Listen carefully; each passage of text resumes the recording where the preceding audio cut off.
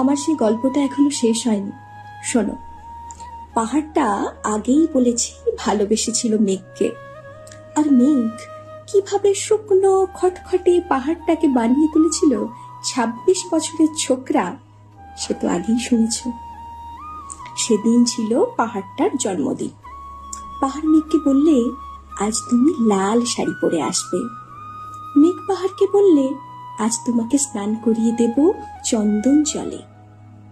ভালোবাসলে নারীরা হয়ে ওঠে নরম নদী, পুরুষেরা চলন্ত কাঠ। সেইভাবেই মেঘ ছিল পাহাড়ের আলিঙ্গনের আগুনে, পাহাড় ছিল মেঘের ঢেউ জলে। হঠাৎ আকাশ জুড়ে বেজে উঠল ঝড়ের জগঝম্প। ঝাঁকড়া চুল উড়িয়ে ছিনতাইয়ের ভঙ্গিতে ছুটে এলো এক ঝাঁক হাওয়া।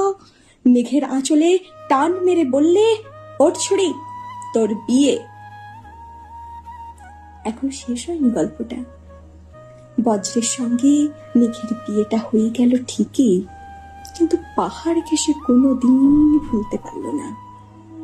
বিশ্বাস না হয় তো চিরে দেখতে পারো পাহাড়টার হাড় পাঁজর। ভিতরে থই থই করছে শব্দ ঝর্ণার জল। নমস্কার।